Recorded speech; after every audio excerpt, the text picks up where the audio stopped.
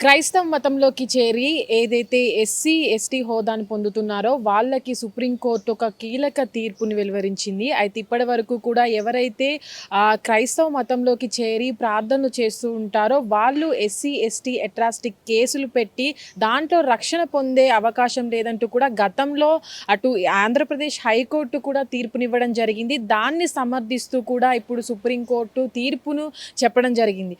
అయితే ఏదైతే గతంలో మనం చూసినట్లయితే ఏపీలో ఉన్నటువంటి ఒక వ్యక్తి పాస్టర్‌గా మారి 10 సంవత్సరాలుగా చర్చిలో పనిచేస్తున్నప్పటికీ అతను అట్రాసిటీకి ఏదైతే క్రైస్తవ మతానికి మార్పిడి చెందిన తర్వాత కూడా అటు ఎస్సీ హోదాను పొందడం పట్ల కూడా అటు ప్రార్థన చేస్తున్న సమయంలో ఏదైతే అక్కడ గొడవ జరిగిందో ఆ గొడవ నేపథ్యంలోనే తను పోలీసులకు కేసు నమోదు చేసిన సందర్భంలో కూడా ఎస్సీ, ఎస్టీ అట్రాసిటీ చట్టం కింద కూడా కేసు నమోదు చేశారు. అయితే తను మతాన్ని మార్చుకున్న తర్వాత ఎలాగ ఎస్సీ, ఎస్సీ అట్రాసిటీ కేసు నమోదు చేశారంటూ కూడా అప్పుడు ఏపీ హైకోర్టు దీనిపైన తీర్పునివ్వడం జరిగింది.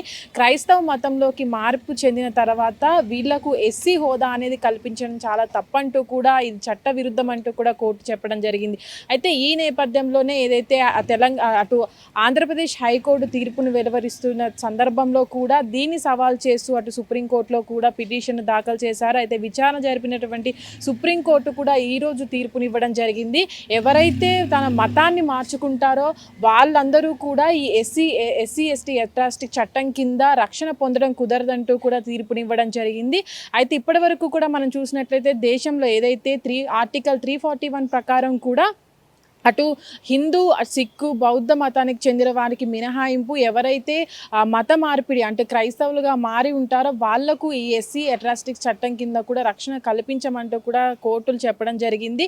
అయితే ఇక్కడ మనం చూసుకున్నట్లయితే చాలా సంవత్సరాలుగా ఎవరైతే పిటిషన్ దాఖలు చేశారో వాళ్ళు కూడా కొన్ని సంవత్సరాలుగా పాస్టర్లుగా పనిచేస్తున్నారు. అటు పాస్టర్లుగా పనిచేసిన నేపథ్యంలో కూడా వాళ్ళకి ఎస్సీ సర్టిఫికేట్ ఉన్నప్పటికీ కూడా వాళ్ళకి ఏవైతే ఎస్సీ అట్రాసిటీ చట్టం కింద కూడా రక్షణ కల్పించమంటూ ఏవైతే వాళ్ళకి బెనిఫిట్స్ వస్తాయో ఈ షెడ్యూల్ కింద ఉన్న వారికి ఎలాంటి బెనిఫిట్స్ అయితే వస్తాయో ఆ బెనిఫిట్స్ను కూడా కల్పించబోమంటూ కూడా ఇప్పటికే కోర్టు చెప్పడం జరిగింది.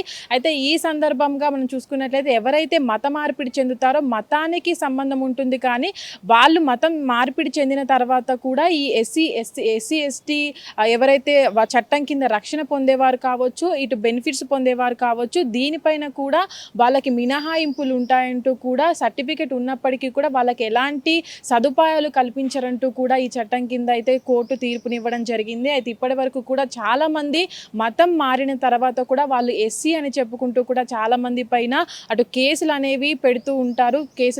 కేసుల సందర్భంలో కూడా వాళ్ళు ఎస్సీ అట్రాసిటీ చట్టం కింద కూడా రక్షణ పొందుతూ ఉంటారు. అయితే ఈ సందర్భంలోనే ఒకసారి మత మార్పిడి అనేది జరిగిన తర్వాత కూడా వాళ్ళకి ఇచ్చినటువంటి ఏదైతే ఎస్సీ కేటగిరీ ఉంటుందో అదనేది రద్దు చేయబడుతుంది. కాబట్టి వీళ్ళ మత మార్పిడి అంటే క్రైస్తవ మతంలో ఎప్పుడు చూసినా క్రైస్తవ మతంలో కులాల విభజన అనేది ఉండదు. కాబట్టి వీళ్లకు ఎస్సీ ఎస్టీ అట్రాసిటీ చట్టం కింద రక్షణ కల్పించడం కుదరంటూ కూడా అటు గతంలో చూసుకున్నట్లయితే ఆంధ్రప్రదేశ్ హైకోర్టు కూడా తీర్పునిచ్చింది. ఇప్పుడు సుప్రీంకోర్టు ఈ తీర్పు పట్ల కూడా అటు ఇప్పటి వరకు కూడా ఉన్నటువంటి ఎవరైతే క్రైస్తవులు అంటూ చెప్పుకుంటూ పాస్టర్లుగా కొనసాగుతుంటారో వాళ్లకు ఈ ఎస్సీ ఎస్టీ అట్రాసిటీ చట్టం కింద కూడా అన్ని హక్కులను అంటే రక్షణ కల్పించే హక్కులను కూడా రద్దు చేస్తున్నట్టు కూడా తీర్పునివ్వడం జరిగింది.